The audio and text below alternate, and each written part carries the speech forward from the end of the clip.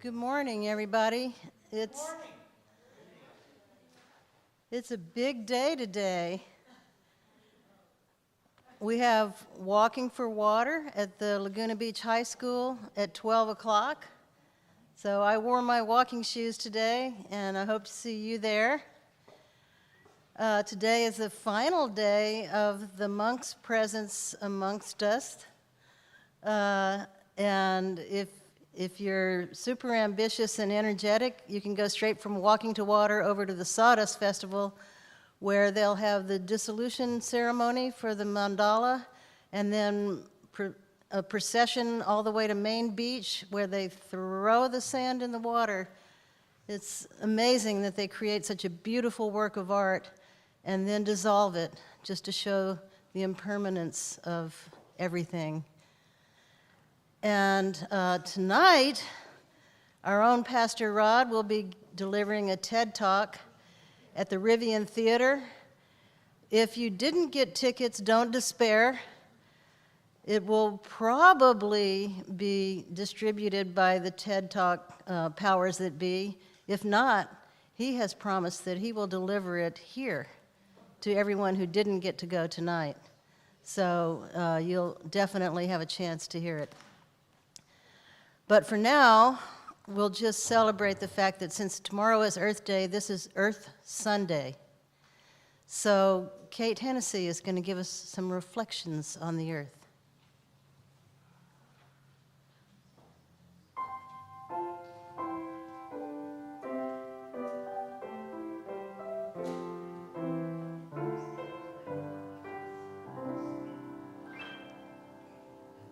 Reflections on the earth. As we are called to see ourselves and each other as Mother Earth's beloveds, holding mystery's presence and bringing mystery's gifts to the world, so too this very world and all that is above, around, and within it are beloveds. Just as easily shattered, just as much in need of our loving attentiveness and support. May our hands align with loves in caressing and shaping all created things. For trees, plants, crops, and forests, let us pray. For water, oceans, rivers, streams, and ponds, let us pray. For air, wind, climate, and weather, let us pray. For sun, clean energy, and prevention of global warming, let us pray. For animals, especially endangered species, let us pray. For all humankind, let us pray. For recycling and moderate personal consumption, let us pray. For proper use of chemicals and disposal of toxic waste, let us pray. For earth and unity, let us pray. Creative mystery, we thank you for all of existence. We ask your forgiveness where we have failed to be just stewards. And we now ask for your guidance in restoring the face of the earth. May we learn to live in harmony, safety, and just sharing of resources among all, so that we achieve the world of love. Peace be to this community, peace be to this land, peace be to all people. May it be so.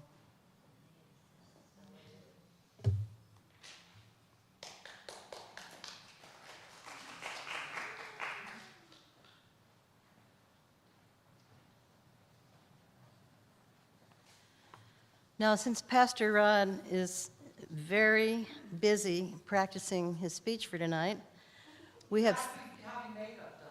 Yeah, he's in hair and makeup, right. Yeah, especially the hair. Okay, so we have 3 people to deliver the message that he normally delivers today. Two of them you already know very well, the Reverend Patricia Truman and our own Sue Garber. But we also have a new voice this morning. Reverend Celia Young is an ordained interfaith chaplain and founder of Authentic Living Ministry. She's a Unitarian Universalist and Buddhist. For over 30 years, Ms. Young has used her life's experience in her consulting and coaching work to achieve social justice in Fortune 500 corporations worldwide. She has coached and developed individual leaders and work teams to follow their North Stars, preserve their integrity, and become who they truly are. These leaders and employees have become courageous enough to speak their truth, stand on their highest principles, and help change their organizational culture to value and nurture the diversity, equity, and inclusion of their people. Besides being a leadership and life coach and spiritual activist, Ms. Young is also an inspirational speaker. Starting this September, she will be the resident chaplain at the Veterans Association Loma Linda for a year. Please welcome Celia Young.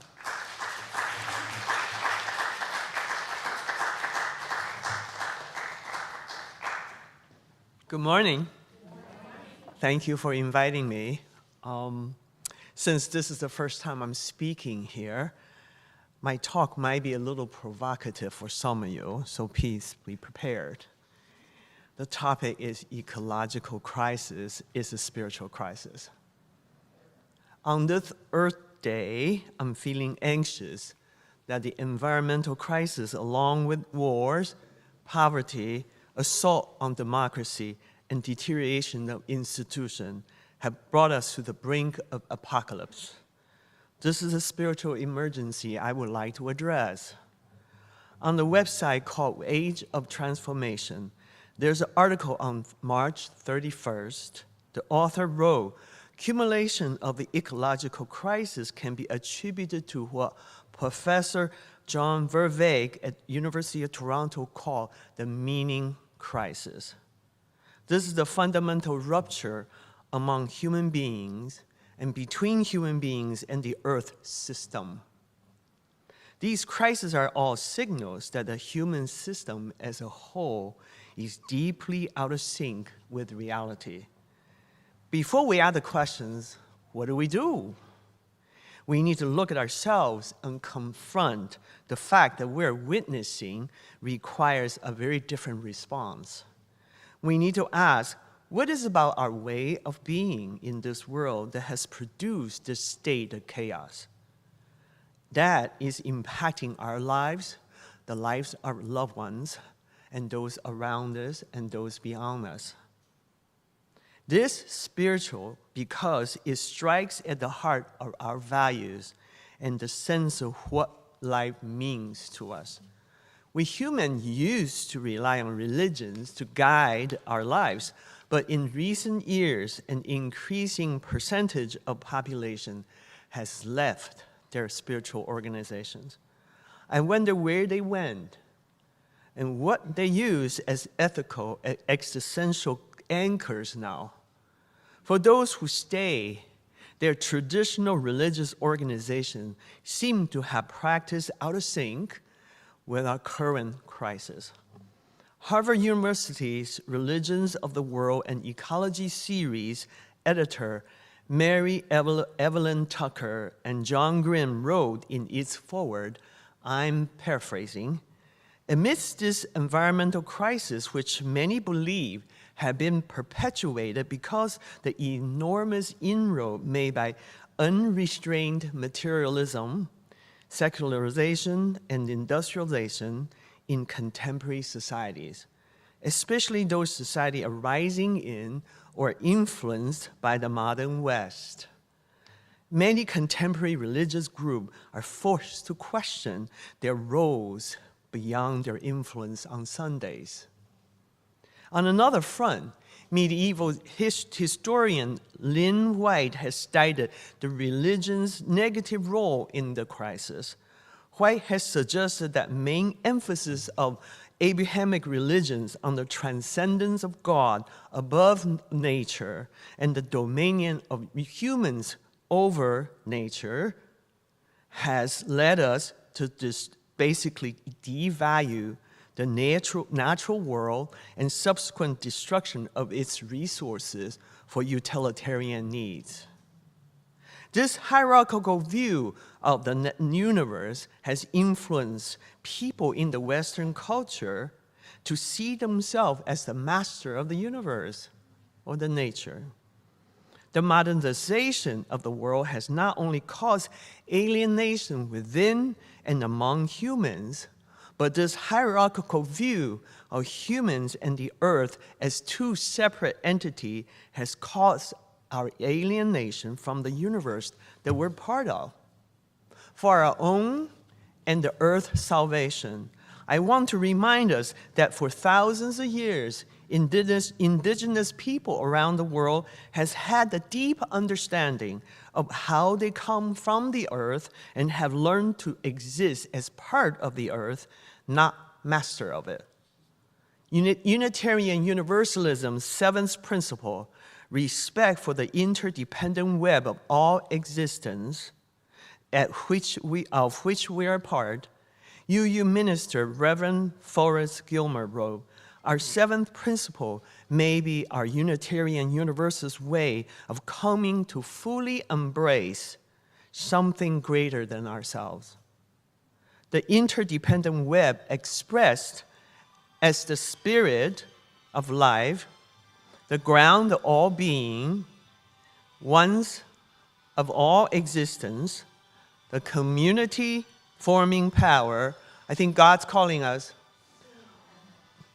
The process of life, the creative force, and even God can help us develop the social understanding of ourselves that we and our culture desperately need. This is the source of meaning to which we dedicate our lives. Buddhism teaches non-separation and non-dualistic way of seeing the world. We are not separate from the ecology we're trying to save. Buddhist chaplain Nokusaki Sera wrote, "Buddhism teaches suffering occurs when people are isolated and detached from the wholeness due to ego-centeredness. We will be released from such suffering when we realize we're part of the whole. We are wholeness itself by connecting with something beyond ego-centeredness. We need to value and remind ourselves of this sense of connectedness. I believe this wholeness is much bigger than the realm of the world that human beings have created. It is the infinite universe. When we destroy the environment, we're destroying ourselves. So on this Earth Day, I urge you to move beyond knowing that we're part of the ecology to feeling it and owning it from our inside out. Renowned Buddhist monk and peace activist Thich Nhat Hanh offers the following guidance. If we want to continue to enjoy our rivers, to swim in them, to walk beside them, or even drink their water, we have to adopt a non-dual perspective. We have to meditate on being the river so that we can experience within ourselves the fears and the hopes of the river. To save this earth, we must be the earth. Namaste. Blessed be.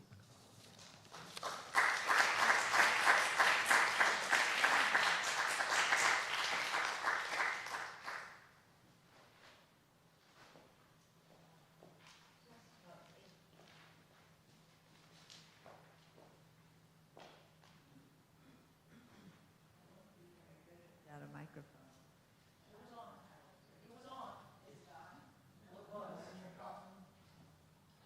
Thank you, Reverend Cecilia. Yes. It's on, it's on. Okay, all right. Yes. I'm so glad. glad I have so many friends to help me.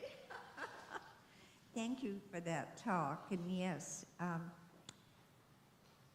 there are so many things on the planet today that could discourage us. But we have, each of us, a way in which we can participate in the healing of the planet. Can you hear me? All right, thank you. And you know, each of us has something the Spirit will tell you to be involved in, as Reverend Cecilia so adroitly told us. I myself are part of the Nature Conservancy. I love backyard birds, the Audubon Society, National Wildlife, and those are just a few. And everyone is drawn to what they will do for animals, plants, the earth, or for the legal system to fight for us. We have to honor the earth. So we're celebrating Earth Day today.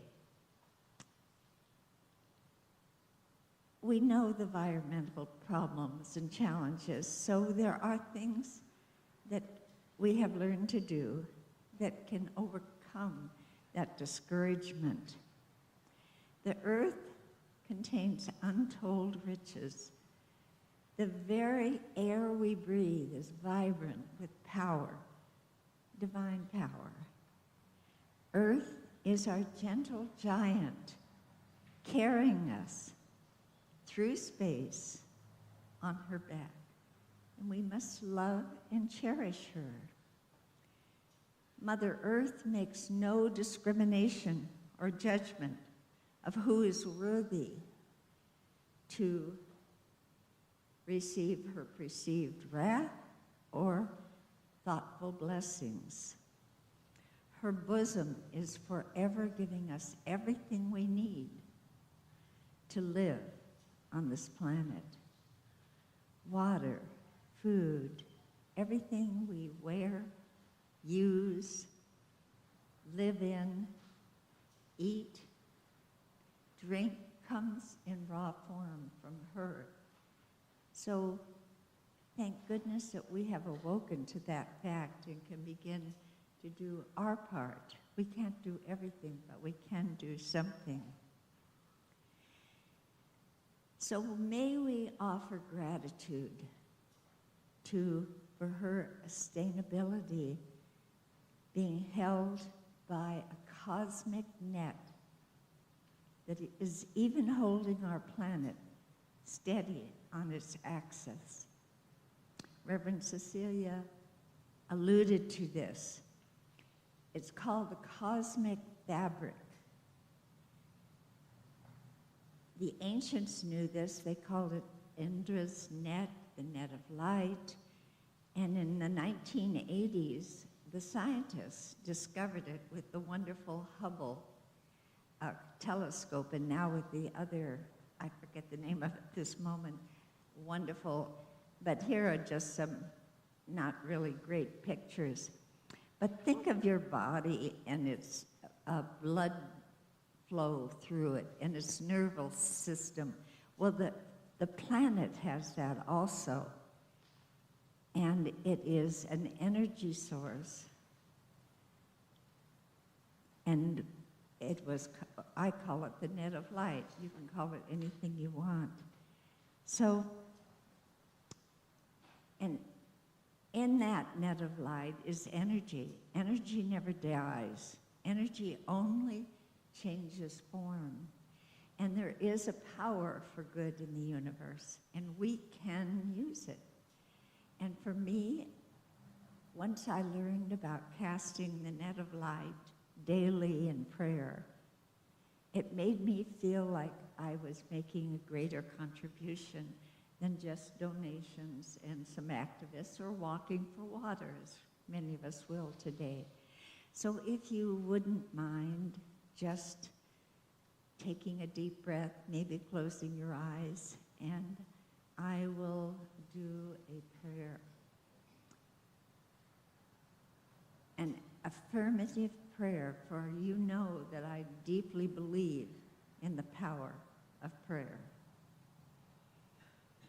So this moment, this day, we cast into the net of light for all living things the love and the compassion from the jewel of our hearts that loves, that wants good for all. What we ask for ourselves, we ask for all the world. So we cast into the net of light and all the kingdoms of the world. The human kingdom, all living things, all living peoples, everywhere on the earth, are now receiving this loving energy from each one of our hearts and our good intentions for their well-being. We cast to the animal kingdom, the great mammoths, the unseen, infinitesimally small creatures. All are necessary for the balance on our planet. We cast to the great ones that need to be protected, and may humanity awaken to the fact that every animal needs to be cherished, domestic or wild. We cast to the plant kingdom, the great forests of the world, the smallest fungi that grow, from which all life came. We cast to the protection of the great forest and the lungs of the planet. We cast to our own little gardens, and in this beautiful spring in Laguna, the flowers, the fruits, the nuts, the vegetables, the green growing things, the grains, all that sustains our life on this planet. We cast to the ethers, the unseen presences that have been with us, each one, from the beginning of creation, and is here now working on our behalf where we cannot work. We cast to the elements, the great water kingdoms, the seas, the oceans, the aquifers, the wells, the streams, the rivers, all over the world, and that humanity would awaken to not pollute these cherished living things. We cast to the air element, again, that humanity would find new ways of having commerce without polluting the air through their greed and avarice. For every breath we take is a gift from the Creator. As we expand our lungs, it is life for us. We give thanks for the air element. We cast to the fire element, and all of the elements are within us, and that the fires that are set needlessly have been brought into subdued and extinguished, and into harmony, and the fires within the human, the egoics, are brought into harmony and balance. And to the earth element, and one of our greatest resources is the topsoil on our planet, that we would again go back to farming that is not industrialized and wasting all the topsoil so that they're pouring more chemicals into the earth, but the natural way. For there is a balance and a beautiful way that nature. Think of the pandemic and the cars that weren't on the road, how quickly the air and the atmosphere cleaned itself. The mother is a mighty, mighty force for good. So we cast our love, our gratitude, our wanting the best for all on the planet and a world that works for all. And we give you thanks. We thank the unseen forces, the angelic kingdom, the nature sprites, all the things that assist us to have a better world for all. And so I say thank you, and we cast this into the net of light, knowing that it is reverberating now to every single part of the earth, all living things, into the cosmos. Everywhere our thought can reach, that blessing is now arriving, and so it is.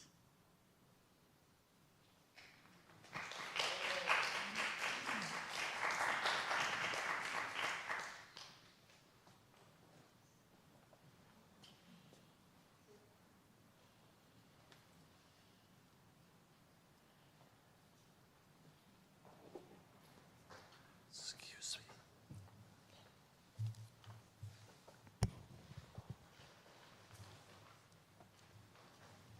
I am so grateful that my greening experience of our earth home had its foundation in a family who believed in the value of very hard work. Getting your hands and knees dirty while caring for the orange groves. Crawling around under the branches, nearly touching the soil, making sure to trim anything closer than 4 inches up off the ground to limit the black ants' access to the leaves and the fruit of the orange trees. Why? Because ants farm too. And they move scale and mealybugs around. These are sucking insects that add stress to the trees. And the ants, while harvesting the honeydew for themselves, leave a sort of sticky substance on the leaves. This substance, which is opaque, grows this black, sooty mold, which renders the leaves unable to access the sunlight for photosynthesis, inhibiting not only the photosynthesis, but the very life of the tree itself. Like a reoccurring morning meditation in awareness, every tree in the grove was visited every day with focused attention. Adjustments were made where necessary. Trimming, iron added around the drip line of the tree to take care of the yellowing leaves. Weeds were pulled before the weeds went to seed, eliminating the need for chemical weed poisons. And the seedless weeds were then turned upside down as mulch to help conserve soil moisture. When the weeds decompose, they increase the organic matter in the soil, encouraging the worms to hang out and have a feast. Once digested, the worm castings, as it is euphemistically called, made nutrients immediately available to the orange trees, all of us. The bees, the worms, ladybugs, the lizards, more and more creatures were playing our part in the circle of life.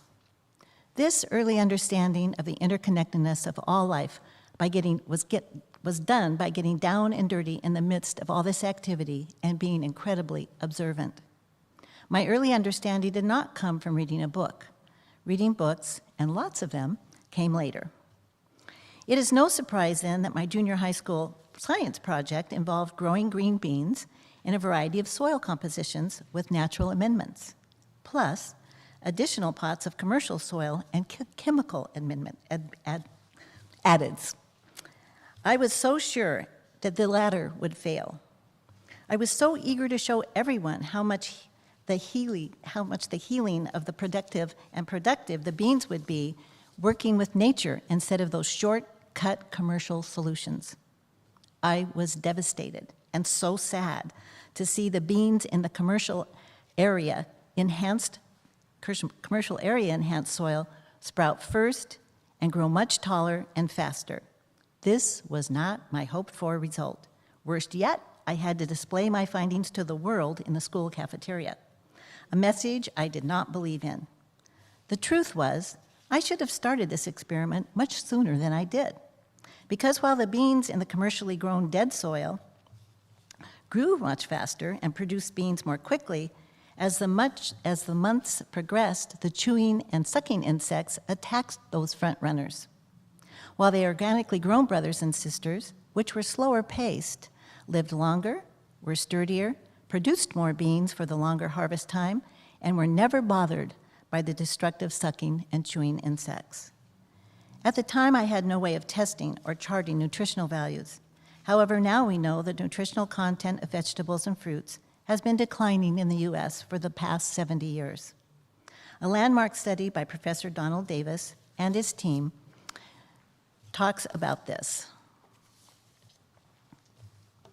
He took data from 1950 to 1999 for 43 different vegetables and fruits. Their findings showed consistent decline in the amount of protein, calcium, phosphorus, iron, vitamins A, B, and C over the past half century. The decline in nutrition of the 1999 studies were 6%, this is 1999 now, we've got a lot more going on here. 6% decline in protein, 9% in phosphorus, 15% in iron, 15% in vitamin C, 16% in calcium, 18% in vitamin A, and 38% decline in vitamin B, our good-feeling vitamin. Professor Davis and his colleagues think that this trend is due to the spread of agricultural practices designed to improve traits, not nutrition, traits such as size and growth rate. The soil depletion is also due to modern intensive farming. These techniques ignore soil restoration and nature's inherent balance. If you haven't seen the documentary film, The Biggest Little Farm, please check it out. This is a hopeful and inspiring documentary about a young couple and their dog, Todd. They traded a big city living for 200 acres of very barren farmland. They had a vision to work in harmony with nature, restoring the soil and creating an organic, biodynamic farm. They had no prior farming experience. They just jumped through a dream and in 7 years created a piece of heaven on earth. While we may not have 200 acres to restore, we can all do our part with whatever we do have to help bring nature back into balance. When we buy organically, we're not only providing nutrition for ourselves and our families, we are supporting regenerative soil practices, fewer sales of pesticides and herbicides, and we are encouraging more biodiversity and ultimately cleaner water and air. I've always gardened organically using companion planting and worm castings for pest control. And for years, I employed the John Jeevers double dig method of soil preparation. Then I read an article about the soil biome and how it is less depleted if we act in balance with it and don't dig it up. So what we do is add 3 inches of compost to the top of the soil, not digging down into the soil, and add our flower and vegetable, on our flower and vegetable beds, you can actually do this anywhere, and plant your seeds or pony packs in that. I've never been afraid to experiment with new methods as long as they benefit the balance and preservation of nature. Something I've read about and never experimented with is planting with the phases of the moon. I think I might try that this year. And I don't know where to put it, but I know that I am very intrigued by the idea of creating a wildlife pond. If you only have a balcony with very little space, you can always plant up some pollinator plants for the bees and the butterflies, or some fresh herbs to cook with your delicious meals, and save a trip to the store. Giant leaps are great, but several small steps are equally valuable.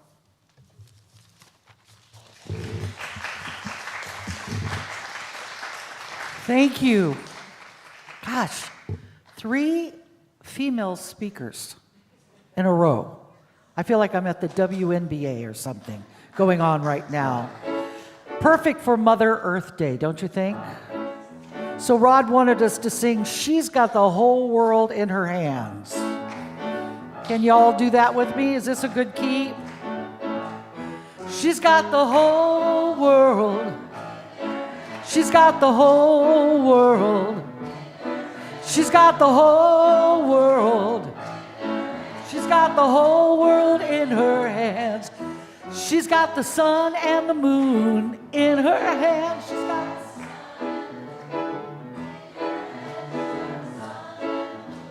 in her hands. She's got the whole world. How about the wind and the rain? She's got the wind and the rain. She's got the wind and the rain. She's got the wind and the rain. She's got the whole world in her hand. She's got you and me, brother. She's got you and me, brother. She's got you and me, brother. She's got you and me, brother. She's got the whole world in her. She's got you and me, sister. She's got you and me, sister.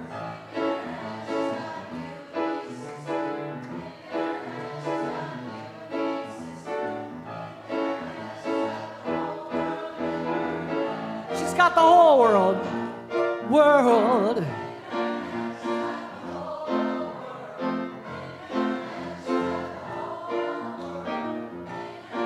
She's got the whole world in her hands. What a...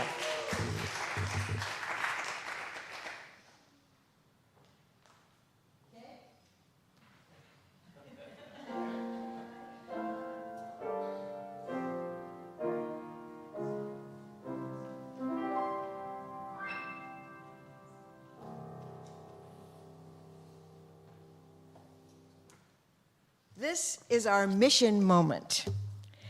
And our leader, Mike Soto, had knee surgery and is recovering.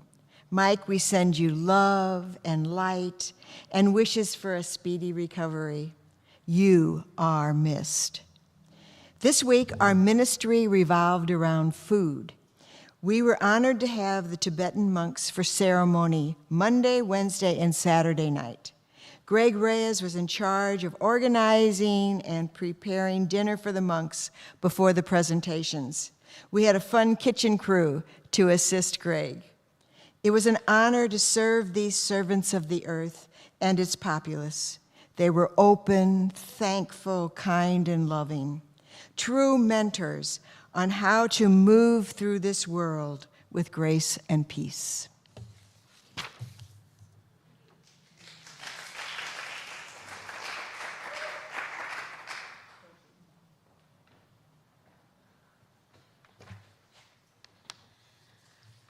Okay, first of all, I have a message from Pastor Rod. He wanted everyone to know what the main theme of his talk is tonight, and that is the need for spirituality to be freed from the bondage of religion.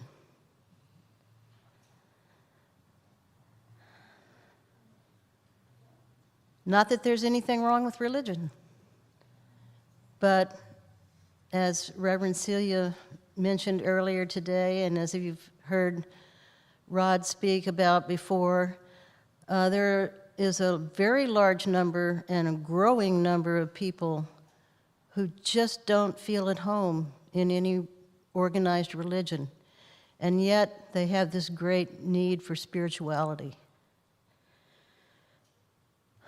So, in honor of that thought and of all the message we've heard so far today about honoring the earth, all the aspects of the earth, not just the warm, fuzzy things, cute things that we like, but everything in existence, I've decided to read a poem today. I promise it's not too long, one page, by probably the most famous poet of South America, Pablo Neruda. And I looked at 4 translations of this poem and chose one, but unfortunately the name of the translator was not there, so I don't know who the translator was. Oddly, there was a word missing in the translation, and it's just asterisks. So I looked at all the other translations and came up with a word that would fit. This poem is called Some Beasts. It was the twilight of the iguana. From the rainbow arch of the battlements, his long tongue like a lance sank down in the green leaves, and a swarm of ants, monks with feet chanting, crawled off into the jungle. The guanaco, thin as oxygen in the wide peaks of cloud, went along, wearing his shoes of gold, while the llama opened his honest eyes on the breakable neatness of a world full of dew.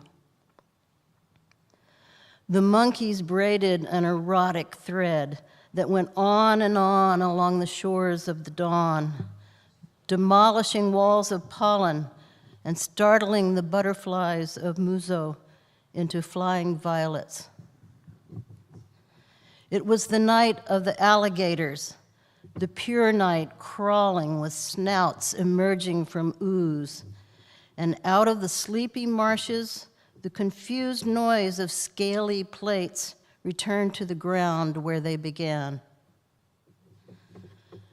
The jaguar brushed the leaves with a luminous absence.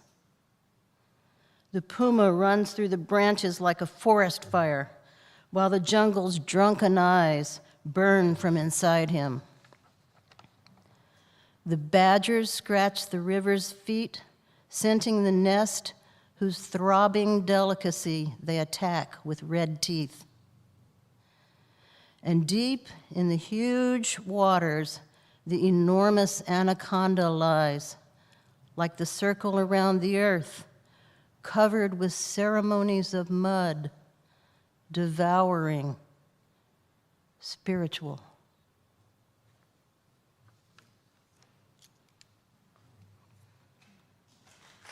Thank you. Thank you, Sue. I don't need a microphone, do I? It's just my absolute pleasure coming here right now. I always call her my soprano. We've got, what's your name? Karen. Karen, right, is going to sing for us. Come on, I'm going to take you up there. Now, don't start without me, okay? I'm going to get you up to the podium. This is Mother Earth right here. Karen and I have been working together for a long time.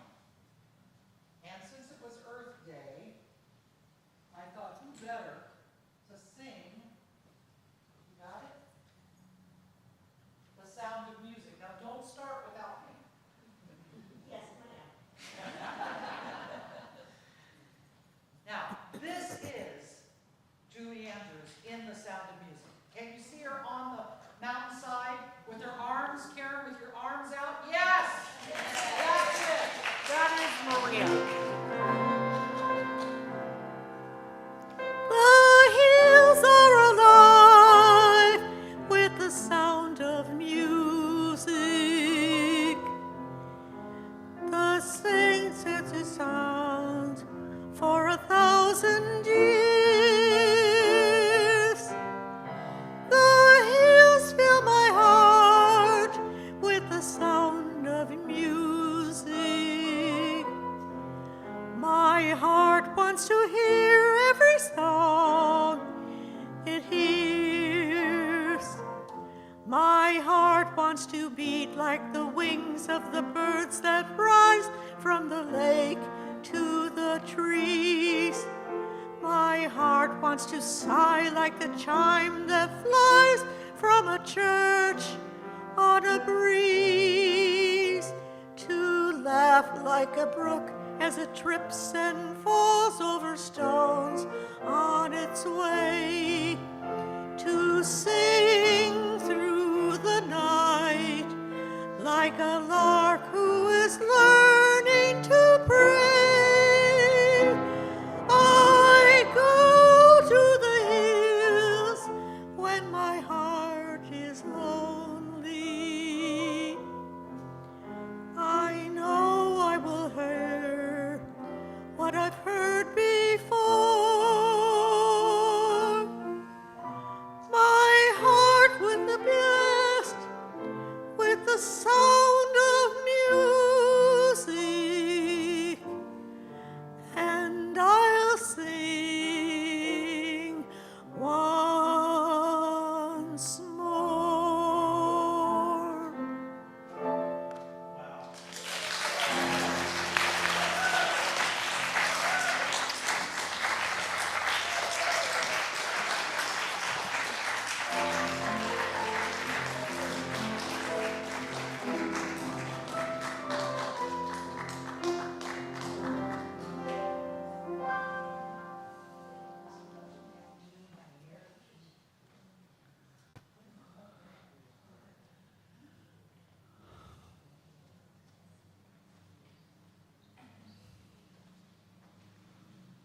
Oh, Karen, thank you. Filling our hearts with music and love and light, and for this wonderful congregation. So I've been asked to give the pastoral prayer. So taking a deep, deep breath, deep into the very bottom of your belly. And as you do that, you're drawing in the great, immense light of the one holy creator of all. And exhaling down into the ground, into that infinite net of light again. And sending out the gratitude that we have for this day, for the diversity of expression, for the oneness of all life, the interconnectedness of each one of us here and with every living thing on the planet.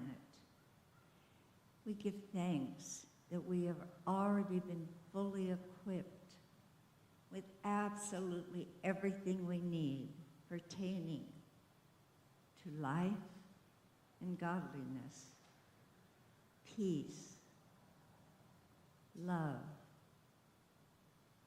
joy, harmony, wellness, creativity, music, dance, gardening, making food to share, living a life of sharing and caring. What a wonderful and glorious, seemingly simple gifts that are so enriching for the hearts and minds of all who are recipients and also for those that are giving.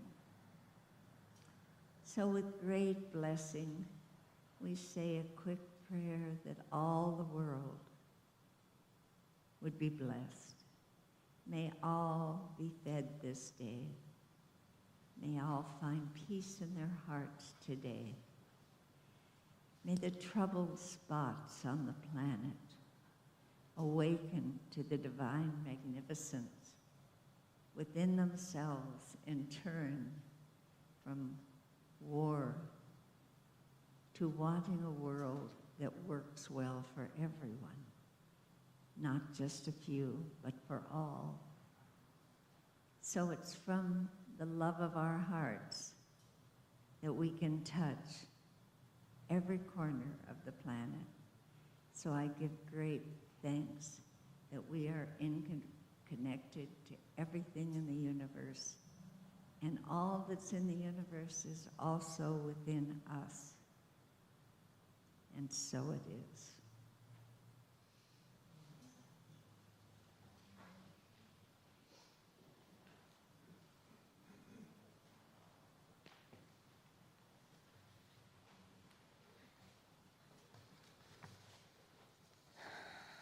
Okay. Cyrus, we have some words for people to read up there? Yes, thank you. Together, we will create a brave space.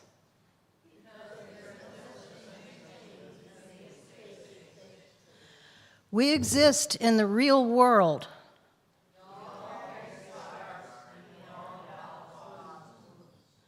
In this space,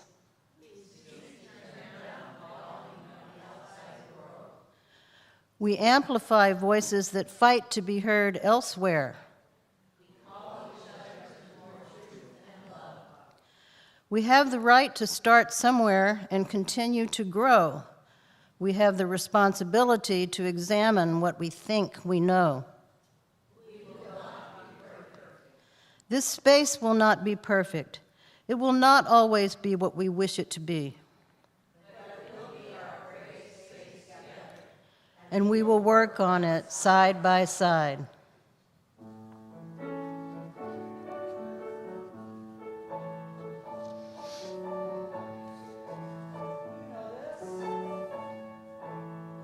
I see trees of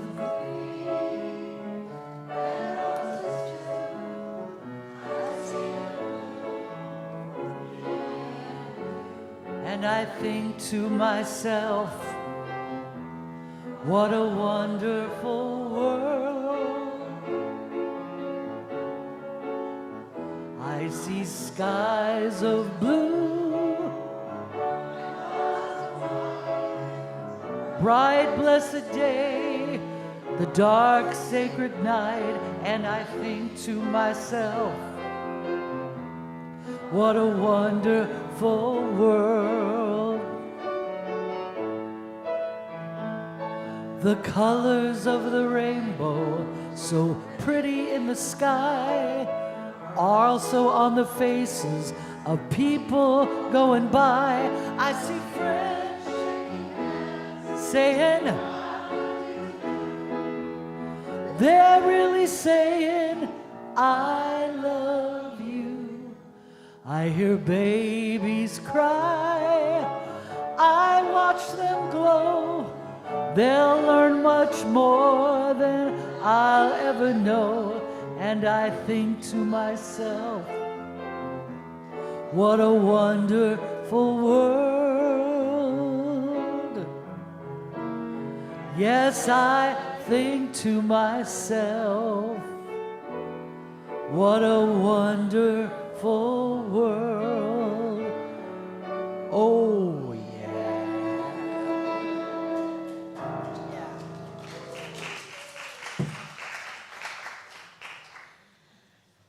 So, as we prepare to walk out into the courtyard for a little bit of coffee or snacks, or walk over to the high school and around the track to raise money for building wells in India and Africa, or walk with the monks down to Main Beach, or wherever we walk today, let's take the advice of Thich Nhat Hanh and walk as though our feet were kissing the earth.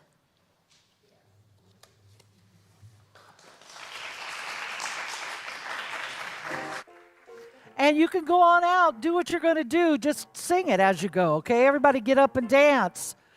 Where's Corey? I am alive with the spirit of love. I am alive with the spirit of love. I am alive with the spirit of love. I am alive, y'all, alive with the spirit of love. Are you alive? Are you alive with the spirit of love? Are you alive with the spirit of love? Are you alive with the spirit of love? Are you alive with the spirit of love? Are you alive, y'all? Alive with the spirit of love.